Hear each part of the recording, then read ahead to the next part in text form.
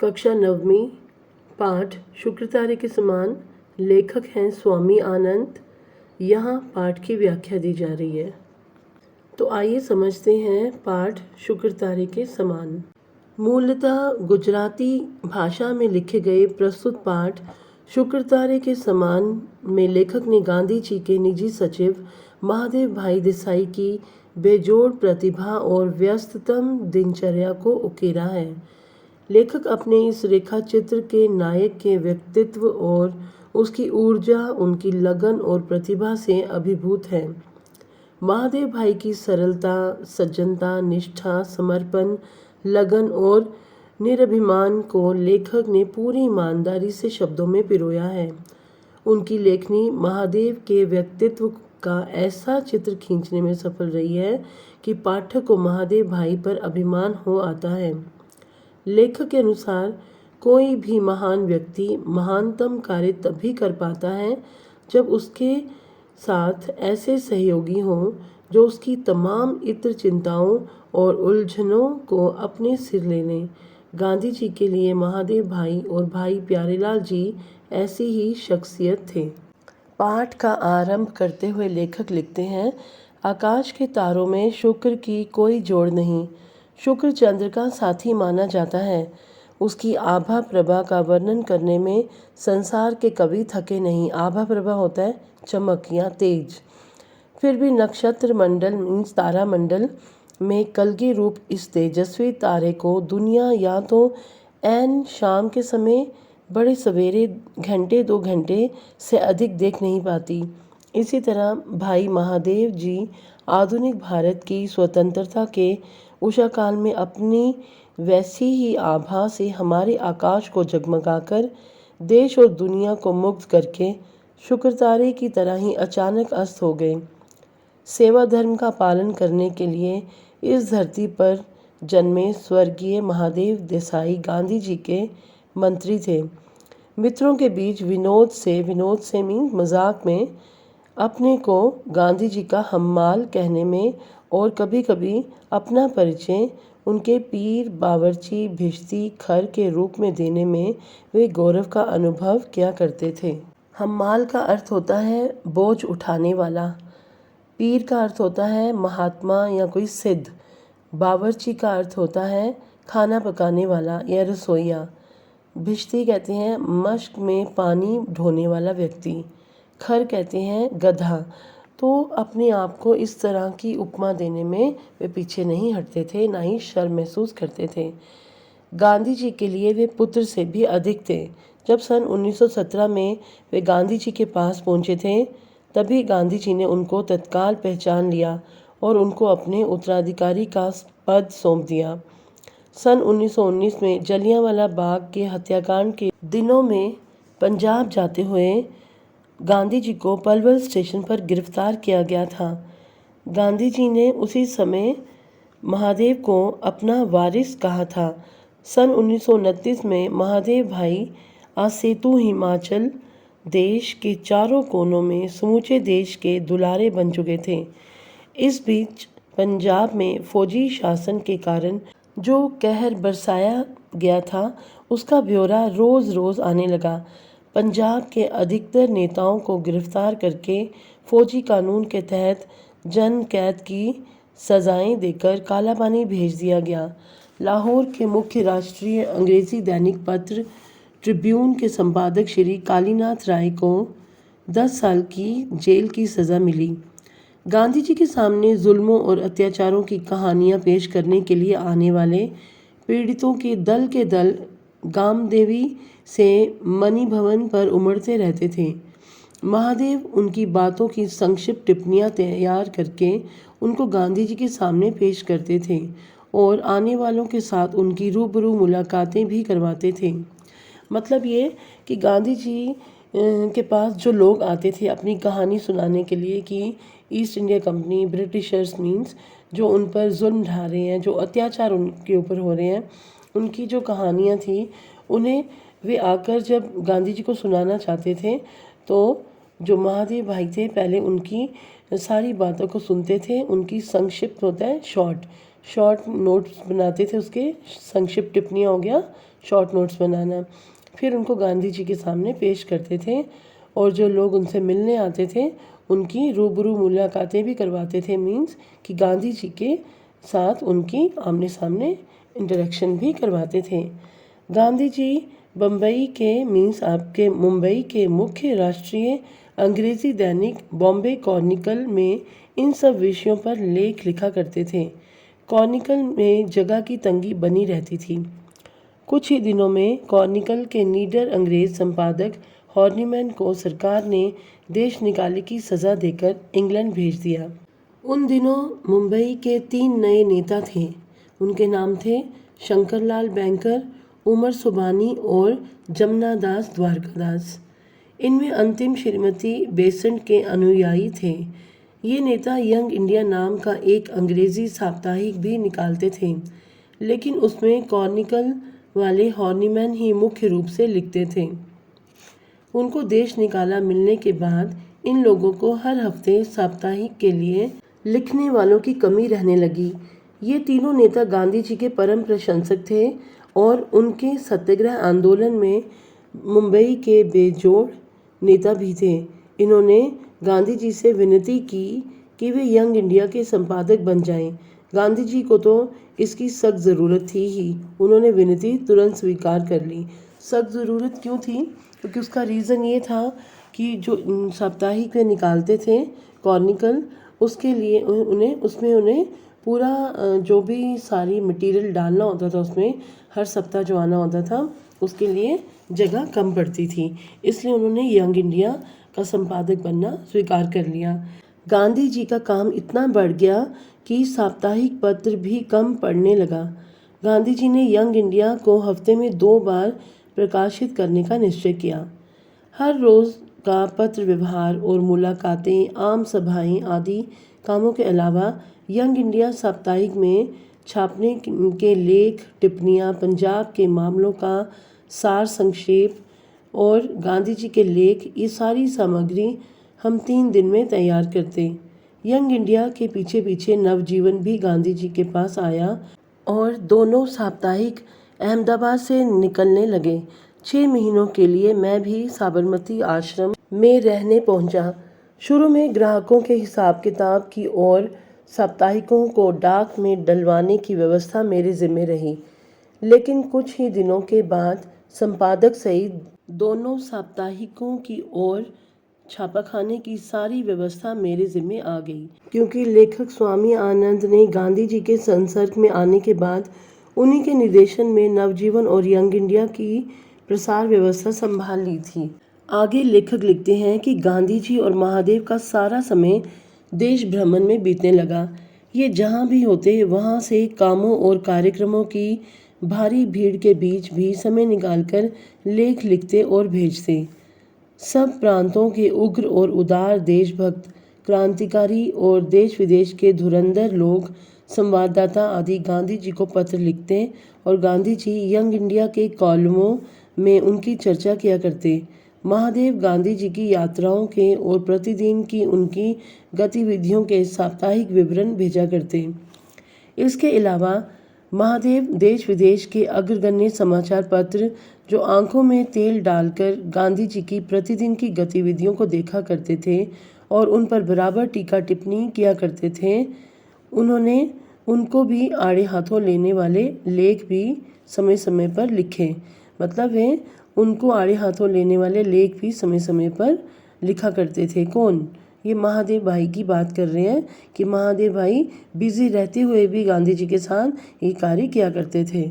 बेजोड़ कॉलम, भरपूर चौकसाई, ऊंचे से ऊंचे ब्रिटिश समाचार पत्रों की परंपराओं को अपनाकर चलने का गांधी जी का आग्रह और कट्टर से कट्टर विरोधियों के साथ भी पूरी सत्यनिष्ठा में से उत्पन्न होने वाली विनय विवेक युक्त विवाद करने की गांधी जी की तालीम, इन सब गुणों ने तीव्र मतभेदों और विरोधी प्रचार के बीच भी देश विदेश के सारे समाचार पत्रों की दुनिया में और एंग्लो इंडियन समाचार पत्रों के बीच भी व्यक्तिगत रूप से एमडी अर्थात महादेव भाई को सबका लाडला बना दिया था। अब बेजोड़ कॉलम मीन्स कि जो लिखते थे उसका कोई जोड़ नहीं होता था। भरपूर चौकसाई हो गया, भरपूर मतलब बहुत ज़्यादा चौकसाई हो गया, अलर्ट रहना, चौकस रहना, एकदम नज़र रखना, हर चीज़ पे वो नज़र रखते थे इस तरह। और पूरी सत्यनिष्ठा के साथ वो कार्य करते थे और बड़ी विनय विवेक के साथ, मीन्स कि बड़ी ही आदर के साथ हर किसी के सामने पेश आते थे, हर अपना काम करते थे, कोई मतभेद किसी के साथ नहीं रखते थे, सबको प्यार से मिलते थे और कभी किसी को हर्ट नहीं करते थे। ऐसा महादेव भाई का स्वभाव था, जिसके कारण वे सबके लाडले थे। गांधी जी के पास आने से पहले अपनी विद्यार्थी अवस्था में महादेव ने सरकार के अनुवाद विभाग में नौकरी की। नरहरि भाई उनके जिगरी दोस्त थे, दोनों एक साथ वकालत पढ़े थे। दोनों ने अहमदाबाद में वकालत भी साथ साथ ही शुरू की थी। इस पेशे में आमतौर पर स्याह को सफ़ेद और सफ़ेद को स्याह करना होता है, मीन्स कि अच्छाई को झूठ, सच्चाई को झूठ दिखाना और झूठ को सच दिखाना पड़ता है। साहित्य और संस्कार के साथ इसका कोई संबंध नहीं रहता, लेकिन इन दोनों ने तो उसी समय से टैगोर, शरद चंद्र आदि के साहित्य को उलटना पलटना शुरू कर दिया था। चित्रगंधा कच देवयानी की कथा पर टैगोर द्वारा रचित विदाई का अभिशाप शीर्षक नाटिका, शरद बाबू की कहानियाँ आदि अनुवाद उस समय की उनकी साहित्यिक गतिविधियों की देन है। मतलब उन्होंने इनकी ट्रांसलेशन की थी, इनको ट्रांसलेट किया था इंग्लिश में। भारत में उनके अक्षरों का कोई सानी नहीं था, मतलब इतना अच्छा वे लिखते थे कि उन जैसा किसी को भी लिखना नहीं आता था। वाइसराय के नाम जाने वाले गांधी जी के पत्र हमेशा महादेव की लिखावट में जाते थे, मतलब वो टाइप किए हुए नहीं जाते थे, महादेव की लिखावट में जाते थे। उन पत्रों को देख देख कर दिल्ली और शिमला में बैठे वाइसराय लंबी सांस उसांस लेते रहते थे। भले ही उन दिनों ब्रिटिश सल्तनत पर कहीं सूरज ना डूबता हो, लेकिन उस सल्तनत के छोटे बादशाह को भी गांधी जी के सेक्रेटरी के समान खुशनवीस अर्थात सुंदर अक्षर लिखने वाला लेखक कहाँ मिलता था। बड़े बड़े सिविलियन और गवर्नर कहा करते थे कि सारी ब्रिटिश सर्विसों में महादेव के समान अक्षर लिखने वाला कहीं खोजने पर भी मिलता नहीं था। पढ़ने वाले को मंत्रमुग्ध करने वाला शुद्ध और सुंदर लेखन। मतलब कहने का ये है कि महादेव भाई की लिखाई इतनी अच्छी थी, उनकी हैंडराइटिंग इतनी अच्छी थी कि हर कोई चाहता था कि उनके पास भी इस तरह का कोई इंसान हो जो उनकी मदद कर सके। महादेव के हाथों के लिखे गए लेख, टिप्पणियाँ, पत्र, गांधी जी के व्याख्यान, प्रार्थना, प्रवचन, मुलाकातें, वार्तालापों पर लिखी गई टिप्पणियाँ, सब कुछ फुलस्केप के चौथाई आकार वाली मोटी अभ्यास पुस्तिका में लंबी लिखावट के साथ जेट की सी गति से लिखा जाता था। जेट की सी गति मतलब बहुत स्पीड से, बड़ी तेज़ी से लिखा जाता था। वे शॉर्ट हैंड जानते नहीं थे, जैसे बाकी जितने पत्रकार वहाँ होते थे वे शॉर्ट हैंड में सारा गांधी जी का बोला हुआ लिखते थे, जो भी वो भाषण देते थे, जो भी वो कहते थे बातें। लेकिन महादेव भाई डिटेल में उसे लिखते थे, वे कोई भी शॉर्टकट नहीं जानते थे, मतलब वो लिखते ही नहीं थे इस तरह से। बड़े बड़े देशी विदेशी राजपुरुष, राजनीतिज्ञ, देश विदेश के अग्रगण्य समाचार पत्रों के प्रतिनिधि, अंतर्राष्ट्रीय संगठनों के संचालक, पादरी, ग्रंथकार आदि गांधी जी से मिलने के लिए आते थे। ये लोग खुद या इनके साथी संगी भी गांधी जी के साथ बातचीत को शॉर्ट हैंड में लिखा करते थे। महादेव एक कोने में बैठे बैठे अपनी लंबी लिखावट में सारी चर्चा को लिखते रहते थे। मुलाकातों के लिए आए हुए लोग अपने मुकाम पर जाकर सारी बातचीत को टाइप करके जब उसे गांधी जी के पास ओके करवाने के लिए पहुंचते, तो भले ही उनमें कुछ भूलें या कमियां खामियां मिल जाएं, लेकिन महादेव की डायरी में या नोट बही में मजाल है कि कॉमा मात्र की भी भूल मिल जाए। मतलब वो इतनी एक्यूरेसी से लिखते थे कि एक हल्की सी छोटी सी भी माइनर सी भी मिस्टेक उसमें नहीं मिलती थी। गांधी जी कहते, महादेव के लिखे नोट के साथ थोड़ा मिलान कर लेना था ना, और लोग दांतों अंगुली दबाकर रह जाते, मतलब हैरान हो जाते। लुई फिशर और गुंथर के समान धुरंधर लेखक अपनी टिप्पणियों का मिलान महादेव की टिप्पणियों के साथ करके उन्हें सुधारे बिना गांधी जी के पास ले जाने में हिचकिचाते थे। मतलब ये कि सबको ये होता था कि गांधी जी को जब अपना लेख दिखाना है जो उन्होंने लिखा है समाचार पत्र में छपवाने से पहले, तो सबसे पहले वे महादेव भाई के नोट से मिलान कर लेते थे। उसके बाद ही वे गांधी जी के पास लेके जाते थे चेक करवाने के लिए, ओके करवाने के लिए। आगे लेखक बताते हैं कि साहित्यिक पुस्तकों की तरह ही महादेव वर्तमान राजनीतिक प्रवाहों और घटनाओं से संबंधित अद्यतन जानकारी वाली पुस्तकें भी पढ़ते रहते थे। अद्यतन का अर्थ होता है कि जो वर्तमान से संबंधित, उस समय की वर्तमान से संबंधित जो जानकारी होती थी उससे रिलेटेड पुस्तकें भी वे पढ़ते रहते थे। हिंदुस्तान से संबंधित देश विदेश की ताज़ी से ताज़ी राजनीतिक गतिविधियों और चर्चाओं की नई से नई जानकारी उनके पास मिल सकती थी। सभाओं में, कमेटियों की बैठकों में या दौड़ती रेलगाड़ियों के डिब्बों में ऊपर की बर्थ पर बैठकर ठूंस ठूंस कर भरे अपने बड़े बड़े झोलों में रखे ताज़े से ताज़े समाचार पत्र और पुस्तकें वे पढ़ते रहते अथवा यंग इंडिया और नवजीवन के लिए लेख लिखते रहते। लगातार चलने वाली यात्राओं, हर स्टेशन पर दर्शनों के लिए इकट्ठा हुई जनता के विशाल समुदायों, सभाओं, मुलाकातों, बैठकों, चर्चाओं और बातचीतों के बीच वे स्वयं कब खाते, कब नहाते, कब सोते या कब अपनी हाजतें रफ़ा करते, किसी को इसका कोई पता नहीं चल पाता। वे 1 घंटे में 4 घंटों के काम निपटा लेते। काम में रात और दिन के बीच कोई फ़र्क शायद ही कभी रहता हो। वे सूत भी बहुत सुंदर काटते थे। अपनी इतनी सारी व्यवस्थाओं के बीच भी वे काटना कभी चूकते नहीं थे। मतलब हर अपना काम वे इतनी जल्दी और इतनी तेज़ी से करते थे कि किसी को कुछ पता नहीं चलता था कि उनका खाना पीना, सोना, पूजा पाठ करना और ये सारी चीज़ें कब किस तरह से होती हैं। बिहार और उत्तर प्रदेश के हज़ारों मील लंबे मैदान गंगा, यमुना और दूसरी नदियों के परम उपकारी सोने की कीमत वाले गाद के बने हैं। गाद के कहते हैं तलछट, मतलब गाढ़ी चीज़, ऐसे उसके मतलब गाढ़ी मिट्टी के बने हैं। आप 100 कोस चल लीजिए, रास्ते में सुपारी फोड़ने लायक एक पत्थर भी नहीं मिलेगा। इसी तरह महादेव के संपर्क में आने वाले किसी को भी ठेस या ठोकर की बात तो दूर रही, खुरदरी मिट्टी या कंकरी भी कभी चुभती नहीं थी। मतलब ये कि महादेव भाई का नेचर ऐसा था कि वे किसी को थोड़ा सा भी हर्ट नहीं करते थे। उनकी निर्मल प्रतिभा उनके संपर्क में आने वाले व्यक्ति को चंद्र शुक्र की प्रभा के साथ दूधों नहला देती थी। मतलब ये कि सब उनसे खुश होते थे।